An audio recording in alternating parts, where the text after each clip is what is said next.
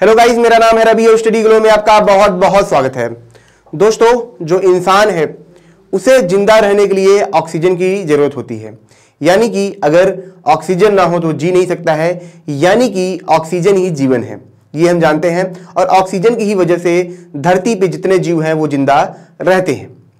बहुत से ऐसे जीव हैं जो समुद्र के नीचे रहते हैं, लेकिन उन्हें भी ऑक्सीजन की जरूरत पड़ती है ताकि वो जिंदा रह सके। वो पानी के अंदर रह के जो पानी में मौजूद ऑक्सीजन है उनको भी अवशोषित करते हैं और जिंदा रहते हैं।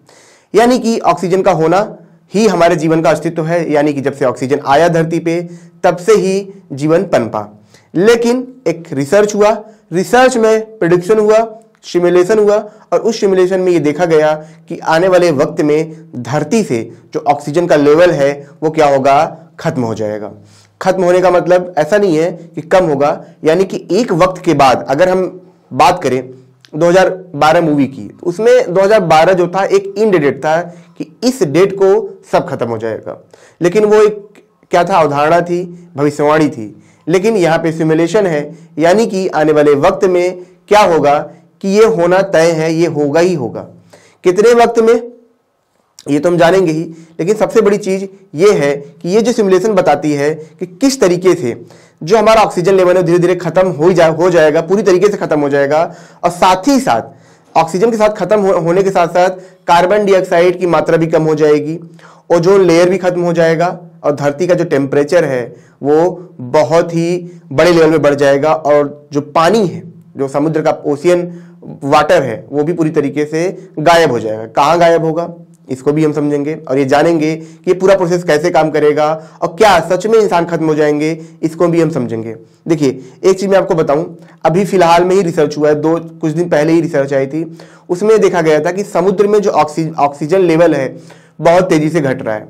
हम यहाँ की बात नहीं कर रहे हैं, लेकिन जो पानी है, पानी के अंदर जो ऑक्सीजन लेवल है बहुत तेजी से घट रहा है। क्यों घट रहा है? इसका सबसे बड़ा रीजन था ग्लोबल वार्मिंग, पहला रीजन। दूसरा सबसे बड़ा रीजन था कचरा जो हम यहां से समुद्र में भेजते हैं, जो फालतू की चीजें वहां पे समुद्र में जाती हैं, प्लास्टिक जाते हैं। और तीसरा जो सबसे बड़ा रीजन था कि इनकी वजह से जो उस समुद्र के नीचे जो ऐसे पेड़ थे जो ऑक्सीजन बहुत ज्यादा पैदा करते थे वो खत्म हो रहे थे। आपको पता है समुद्र के नीचे क्या होते हैं, पेड़ होते हैं। जैसे हमारी धरती पे पेड़ होते हैं, पेड़ ऑक्सीजन पैदा करते हैं, पेड़ ना हो ऑक्सीजन ना हो, तो जब समुद्र के नीचे वैसे पेड़ खत्म होंगे तो जाहिर सी बात है वहां पे ऑक्सीजन की मात्रा कम होगी, और जब ऑक्सीजन की मात्रा कम होगी तो वहां पे बहुत बड़े लेवल पे एक्सटिंक्शन देखा जाएगा, बहुत सी प्रजातियां विलुप्त होने लगेंगी। तो यहाँ इंसानों की बात हो रही है, हमारे जीवन की बात हो रही है, हमारी धरती की बात हो रही है। यहाँ पे वही रिसर्च फिर से देखा गया है, और ये देखा गया है कि आने वाले वक्त में अगर चीजें ऐसी ही चली जो सिमुलेशन हुआ है तो उसके हिसाब से धरती पे ऑक्सीजन की मात्रा पूरी तरीके से खत्म हो जाएगी। तो आइए दोस्तों, इस प्रोसेस को समझते हैं, इस रिसर्च को समझते हैं कि आखिर रिसर्च हुआ कैसे है, कैसे सिमुलेशन काम करता है, क्या इतिहास है और क्या योजनाएं हैं इसको लेके, भविष्य को लेके कि हम आगे क्या कर सकते हैं ताकि ऑक्सीजन खत्म भी हो फिर भी इंसानियत जिंदा रहे, इतनी एडवांस जो प्रजाति है वो जिंदा रहे। लेकिन दोस्तों, उससे पहले मैं आपको यह बता दूं कि अगर आपको बहुत ज्यादा एडवांस बनना है, अगर आपको अपनी एफिशिएंसी 5 गुना बढ़ानी है, 500% बढ़ानी है, ताकि आप अपने एग्जाम क्रैक कर सके, अपना कोई भी काम कर सके, तो ये फ्लो का कोर्स आप जरूर अवेल करें। आपने दुनिया में जितने भी लेजेंड लोगों को देखा होगा, ग्रेट लोगों को देखा होगा, टॉपर को देखा होगा, इन सब के अंदर एक खास चीज थी, वो यह थी कि जब भी वो काम करते थे वो फ्लो की स्टेट में रह के काम करते थे, ऑटोमेटिक उन्हें फ्लो प्राप्त होता था। और रिसर्चर ने जब रिसर्च किया, 100 साल की रिसर्च में उन्होंने देखा कि इस फ्लो की स्टेट को हम किसी भी इंसान के अंदर पैदा कर सकते हैं जो एक नॉर्मल इंसान है। तो ये दोस्तों, इस थेरेपी को हम इंडिया में पहली बार लाए हैं ताकि हर एक इंसान के अंदर वो फ्लो पैदा हो सके और वो अपने काम को बेहतर तरीके से कर सके और फर्स्ट अटेम्प्ट में एग्जाम क्रैक कर सके।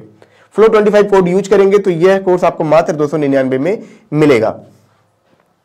सबसे पहले दोस्तों मैं आपको यह बता दूं कि ऑक्सीजन क्या है, ऑक्सीजन कैसे यहां पे आता है, तब हम समझेंगे कि आखिर ऑक्सीजन खत्म कैसे होगा। अदरवाइज हम समझ नहीं पाएंगे कि ऑक्सीजन खत्म कैसे होगा। एक चीज अगर आप देखेंगे यहां पे, ठीक है, कि सन जो है सबसे बड़ा कारण है। अगर सूरज ना हो, ठीक है, तो फोटोसिंथेसिस ना हो और उसकी वजह से ऑक्सीजन पैदा ना हो, ठीक है, और शाम के टाइम में यही पेड़ क्या करते हैं, कार्बन डाइऑक्साइड पैदा करते हैं, ठीक है। और ये कार्बन डाइऑक्साइड को खाते भी हैं। यही पेड़ कार्बन डाइऑक्साइड को खा के क्या करते हैं, अपना भोजन बनाते हैं, और फिर उसी प्रोसेस में जब ये जो कार्बन डाइऑक्साइड जब ये खाते हैं, फिर ये क्या करते हैं, फोटोसिंथेसिस होती है, फिर ये ऑक्सीजन पैदा करते हैं।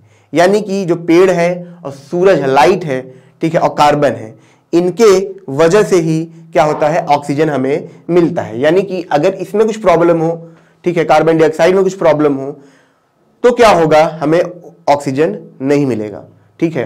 और अगर इन दोनों में प्रॉब्लम होगी, जिसमें प्रॉब्लम होगी, क्योंकि पेड़ को अगर खाना नहीं मिलेगा तो भी क्या होगा, पेड़ खत्म हो जाएंगे, और जब पेड़ खत्म हो जाएंगे तब क्या होगा, तब भी हमें ऑक्सीजन नहीं मिलेगा। अब बात आपको समझ में आई।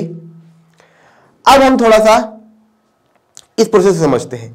यहां पे दोस्तों हुआ क्या है कि जो रिसर्च हुआ, ठीक है, जो रिसर्च हुआ है, पहले हम रिसर्च की बात कर लेते हैं। रिसर्च में जॉर्जिया इंस्टीट्यूट ऑफ टेक्नोलॉजी में ये रिसर्च हुआ है, जिसमें आप देखेंगे 1 2 3 4 5 6, तो आप समझ सकते हैं कि यहां पे लगभग 4 लाख जो सिमुलेशन था यहां पे किया गया। मतलब कुछ हजार सिमुलेशन नहीं, ठीक है, या कुछ मतलब 10,000 नहीं, सीधा सीधा 4 लाख सिमुलेशन किया गया, तब जाके इन्हें एग्जैक्ट डेटा मिला। एग्जैक्ट डेटा क्या मिला, एग्जैक्ट डेटा दोस्तों ये मिला कि आने वाले 1 बिलियन साल के आसपास क्या होगा, हमारे धरती से पूरी तरीके से ऑक्सीजन खत्म हो जाएंगे, पूरी तरीके से पेड़ खत्म हो जाएंगे, ये 2 चीजें पूरी तरीके से खत्म हो जाएंगी। और क्या होगा, और ये होगा दोस्तों कि जो ऑक्सीजन की मात्रा है वो तो कम होगा ही होगा, कार्बन डाइऑक्साइड की मात्रा एकदम कम हो जाएगी, और जो सबसे बड़ी चीज है कि जो हमारा ऑक्सीजन है वो किस में बदल जाएगा, मीथेन में बदल जाएगा। आप समझ सकते हैं कि पूरी तरीके से जो ऑक्सीजन है वो मीथेन में चेंज होने लगेगा। ऐसा नहीं है कि ऑक्सीजन खत्म, देखिए एनर्जी का लॉ है कि not can be create not can be destroy, कोई चीज खत्म नहीं होती, वो क्या होगी, ट्रांसफॉर्म होगी। अब हीट क्या हो रहा है, यहाँ पे जो सिमुलेशन हुआ उसमें ये देखा गया कि आने वाले वक्त में, ठीक है, यहाँ पे अगर मैं आपको दिखाऊं, आने वाले वक्त में क्या होगा कि जो सूरज है उसका जो हीट है बहुत बढ़ेगा। जब हीट बढ़ेगा, हीट बढ़ने की वजह से दोस्तों क्या होगा कि कार्बन डाइऑक्साइड की मात्रा क्या होगी, बहुत तेजी से यहाँ पे क्या होगा, कम होने लगेगा। और जब CO2 की मात्रा यहाँ पे घटेगी तो जाहिर सी बात है प्लांट को क्या होगा, भोजन मिल नहीं पाएगा, खाना नहीं मिल पाएगा, और जब उसको खाना मिल नहीं पाएगा तब वो क्या करेगा, ऑक्सीजन पैदा नहीं कर पाएगा, और जब ऑक्सीजन पैदा नहीं होगा तो फिर से प्रॉब्लम। तो यहाँ पे जो बचा हुआ ऑक्सीजन जो होगा दोस्तों वो किसमें चेंज होने लगेगा, यहाँ पे पहला तो एक प्रॉब्लम ये है कि प्लांट ऑक्सीजन पैदा नहीं करेंगे, ठीक है, और दूसरा जो रीजन है कि जो बचे हुए ऑक्सीजन है वो किसमें चेंज होने लगेंगे, मीथेन में। अब आप समझ रहे हैं, तो यहां पे ये 2 चीजें होंगी और जिसकी वजह से ये प्रॉब्लम खड़ी होगी। अब दोस्तों अगर हम इस चीज को और आगे बढ़ाएं तो जब ऑक्सीजन नहीं होगा तो ओजोन लेयर भी नहीं होगा, और ओजोन जब लेयर नहीं होगा तो जाहिर सी बात है और भी प्लांट खत्म हो जाएंगे, पूरी तरीके से दुनिया ये खत्म हो जाएगी। यानी कि हम बात करें कि जैसे कोई घर है, घर बना हुआ है, लेकिन कुछ सालों के बाद, 400-500 सालों के बाद वो घर खंडर में बदल जाता है, पूरी तरीके से बेकार हो जाता है। तो वही हाल धरती का है। यानी कि इस सिमुलेशन इस बात पे है कि धरती की जब लाइफ कंप्लीट होगी तो धरती का हुलिया कैसा होगा, तो धरती का हुलिया एकदम वैसा होगा, एकदम ये सपाट होगा, पानी नहीं होगा, ऑक्सीजन नहीं होंगे, पेड़ नहीं होंगे। यानी कि जैसे आज मंगल ग्रह है वैसे ही हमारे धरती का हाल होगा। अब हम कुछ इतिहास को खंगालते हैं, इतिहास में देखते हैं क्या हुआ है, फिर हमें यह समझ में आएगा। यहां पे दोस्तों बात करें कि 2.4 बिलियन ईयर पहले, ठीक है, ग्रेट ऑक्सीडेशन इवेंट हुआ था। इसमें क्या था दोस्तों, इसमें बहुत बड़ी मात्रा में जो ऑक्सीजन था, ठीक है, नहीं, जो मीथेन था वो किसमें चेंज हुआ था, ऑक्सीजन में चेंज हुआ था, ठीक है। फिर 2021 में एक रिसर्च हुआ, उस रिसर्च में यह देखा गया कि ऑक्सीजन रिच पीरियड, इसमें क्या था दोस्तों, इसमें क्या हुआ कि जो ऑक्सीजन था वो क्या हुआ, वो बहुत बड़ी मात्रा में फिर से मीथेन में चेंज हुआ। यानी कि ऑक्सीजन इजीली मीथेन में चेंज हो सकता है, ऐसी कोई बात नहीं है, और मीथेन ऑक्सीजन में भी बदल सकते हैं। तो यहां पे ये चीजें देखी गई थी, ठीक है, इन्हीं रिसर्च को बढ़ाया गया था। अच्छा, सेम रिसर्च यहां पे दोस्तों देखिए, रिसर्च एक और हुआ था यहां पे, ठीक है, कुछ साल पहले। इसमें यह देखा गया कि जब सिमुलेशन उन्होंने किया तो उन्होंने देखा कि ये जो इवेंट होने वाला है वो कब होगा, लगभग 2 बिलियन साल के आसपास होगा, ये उन्होंने देखा था। लेकिन जब इसको और अच्छा किया गया तो यहां पे आप देखेंगे कि ये 1 बिलियन के आसपास यहां पे बता रहा है। और सेम रिजल्ट दोस्तों ये कहां पे हुआ, जब जापान ने यही सिमुलेशन सेम किया, इसका नाम है कजुमुकी ओजाकी करके, ठीक है, तोहो यूनिवर्सिटी है, वहां पे ये हुआ था।